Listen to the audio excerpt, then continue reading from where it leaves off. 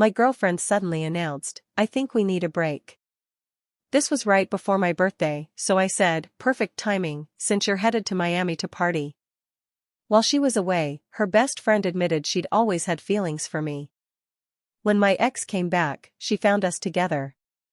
That break became permanent. I'm a 26-year-old guy writing this as my ex is literally outside my building with a megaphone. Yeah, things got that strange. 3 weeks ago, my girlfriend, let's call her Simone, 25, hit me with the classic "we need to talk" on a Monday evening. We'd been dating almost 3 years, living together for the past 10 months. "Babe, I've been thinking. I feel like we need a break." "A break? Like TV sitcom break?" "Don't joke, I'm serious. I need space to figure things out." "What's causing this?" "I just feel like we're in a rut. My cousin Desiree invited me to Miami for a week. Some time apart will give us perspective. My birthday was that Saturday. We already had dinner plans at a Korean barbecue spot I'd been dying to try." "You're going to Miami over my birthday?" "Oh my God, everything's not about you. This is about my mental health." "When do you leave?" "Wednesday morning, already booked." So she'd made plans before even talking to me. Okay, and during this break, boundaries? Boundaries? We're adults. It's just space to think. Can we see other people? She hesitated. Too long. Well, technically we're not together. Perfect timing then. What's that supposed to mean? Nothing. Enjoy Miami. She left Wednesday morning with a quick bye, like she was going to work. Soon after, she posted an airport Instagram story, "Self-care journey, finding myself." That evening, I got a text from Naomi, 24, Simone's best friend since college. "Hey, I heard about the break. That's rough. You doing okay?" "I'm good. Thanks for checking in." She told me this morning at the airport. Bad timing, with your birthday and all. It is what it is. Got plans for Saturday? No. That's sad. Let me take you out. No one should be alone on their birthday. You don't have to. I want to. Just as friends. Someone should celebrate you. I agreed. Why not? Better than moping around. Meanwhile, Simone's Instagram was telling another story: beaches, boat parties, plenty of guys in the background. Then I saw him, Dante, her college ex who just happened to live in Miami. What a coincidence. I turned toward her. What's wrong? We're on a break. Remember? Well, yeah, but I'm back now. Break's over. Is it? That's when Naomi stepped out of the bedroom, wearing my shirt, hair up in a messy bun. Simone froze like her brain had blue screened. What the? Naomi? Hey, S. How was Miami? How's Dante? The color drained from Simone's face. You? You too? How could you? We were on a break. Your rules. I was gone for a week. A week you spent with your ex. We saw the pictures. That's different. How? Because I was finding myself. In Dante. Bed? Simone turned to me, eyes glassy. This was revenge? You slept with my best friend just to get back at me? No. I spent time with someone who actually wanted to be here, someone who didn't have to fly across the country to decide if I mattered. Update 1. The fallout was instant and messy. After the initial shock, Simone went full meltdown. How long has this been happening? Since my birthday. You know, the one you skipped for Miami. You planned this. No one planned anything. You left, and life went on. Life went on? It was 1 week. You couldn't keep it together for 7 days? The irony of her saying this after spending those same days with her ex was completely lost on her. You said we were on a break, you made the rules. I didn't mean with my best friend. Maybe you should have clarified that when you were booking flights to see Dante. Simone started yanking clothes from the closet, stuffing them into a suitcase while shouting. You're both disgusting. This is betrayal. Betrayal is planning a trip to hook up with your ex while your boyfriend sits at home alone on his birthday. She tried to slam the bedroom door, it eased shut on the soft close hinge. Awkward. 20 minutes later, she rolled out 2 suitcases. I'm staying with Monique. I'll come back for the rest. Text me first. I'll have it packed. 3 years, wasted. No, you wasted them the moment you booked that flight. She left, but not without glaring and spitting out, you two deserve each other. We thanked her. That really made her see red. An hour later, the messages began. I can't believe you did this. Naomi was supposed to be my friend. You're heartless. I made one mistake. Dante meant nothing. Please, can we talk? I hate you. I love you. You're throwing us away. I didn't answer any of them. But Simone wasn't done, far from it. She took it to social media. Vague posts about betrayal, fake friends, and people showing their true colors. Cryptic enough to make everyone ask questions. Her spin? She went on a mental health girls' trip and came back to find her boyfriend in bed with her best friend. My spin? Nothing. I stayed quiet. Naomi, though, posted, when someone leaves you for their ex, don't be surprised when you find someone better. The comments lit up, people remembered Simone's Miami pics with Dante and started connecting dots. Then came the friend recruitment. Simone called mutual friends, trying to get them on her side. Jerome rang me up. Yo, Simone says you cheated? She went to Miami to see her ex. We were on a break, her idea. She said it was a family trip. Check her Instagram. Dante's in half the photos. Oh damn, she really thought she was slick. The best part came Wednesday. Simone showed up with her brother Terrell and her friend Monique to get her stuff. I'd packed everything neatly. You really ain't shit for this, Terrell said. Your sister went to Miami to hook up with her ex, I replied.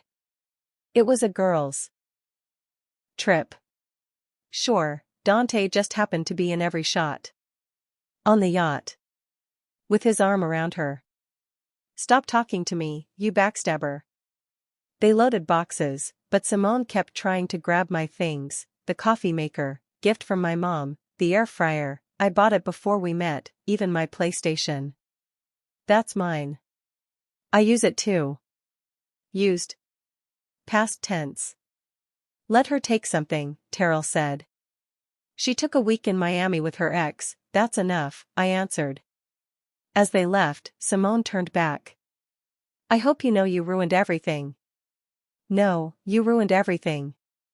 I just stopped waiting for you to do it. She tried slamming the door again. Soft close hinge, 2, Simone, 0. Update 2. Sad Simone didn't last long, she flipped straight to Vengeful.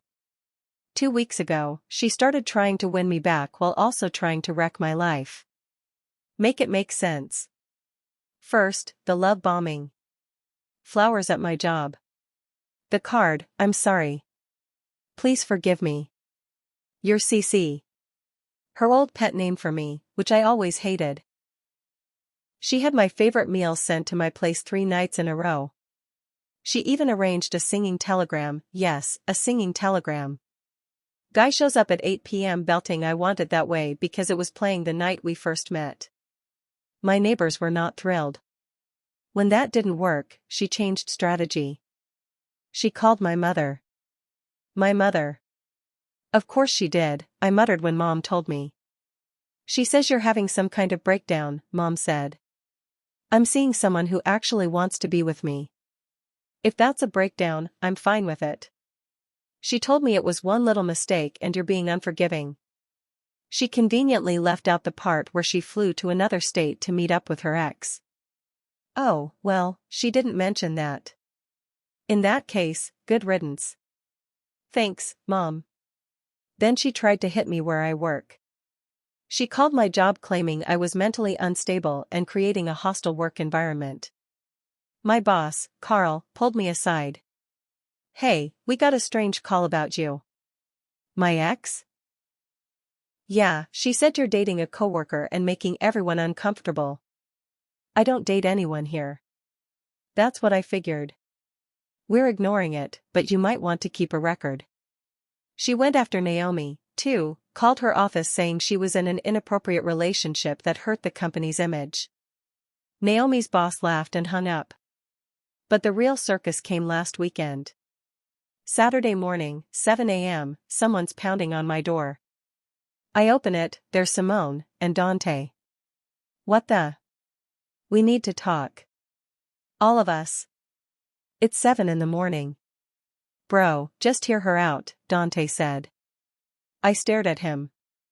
I've never met you before in my life, and you're calling me bro? Simone jumped in, I brought Dante so you can see we're just friends.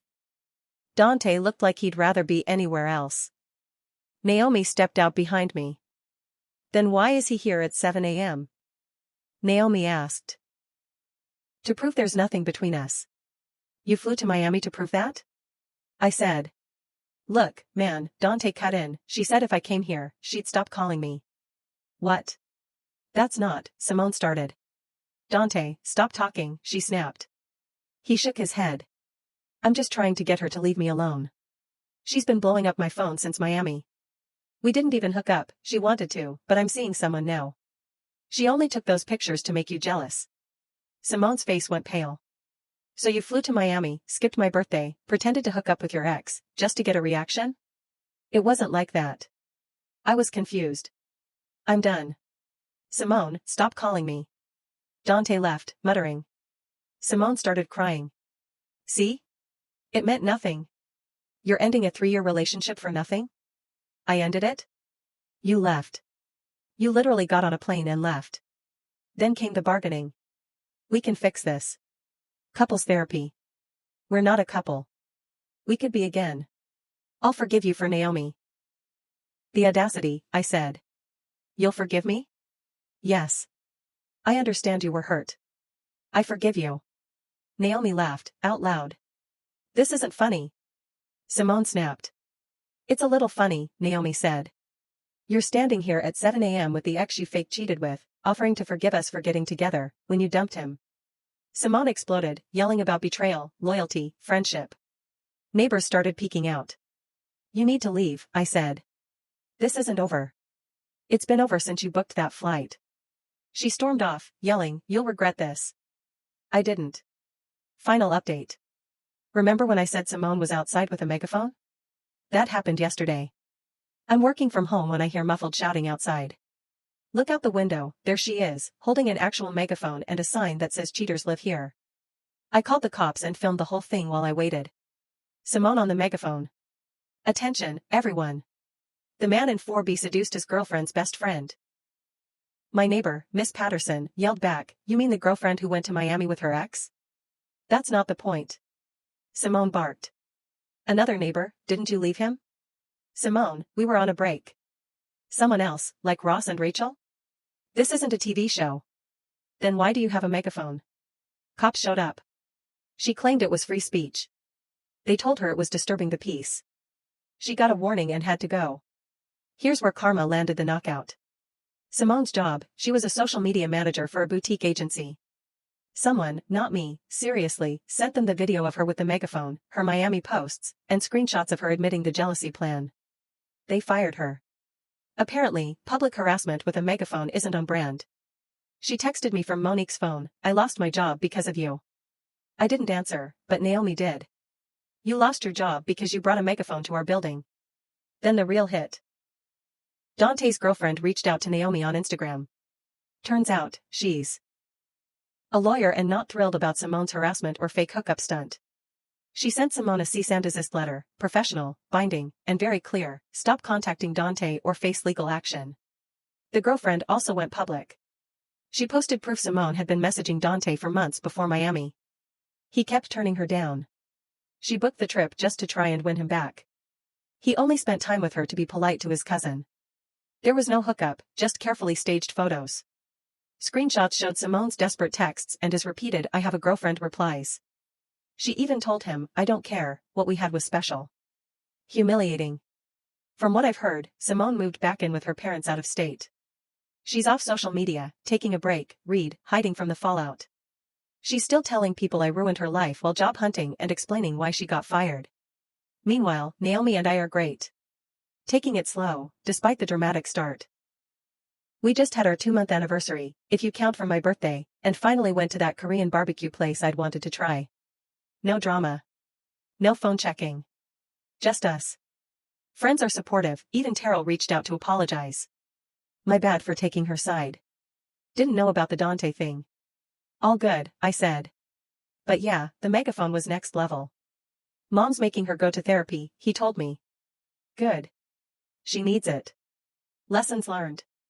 1. When someone says they need a break, it's usually a breakup. 2. Choices have consequences, yes, even in Miami. 3. Best revenge? Moving on with someone better.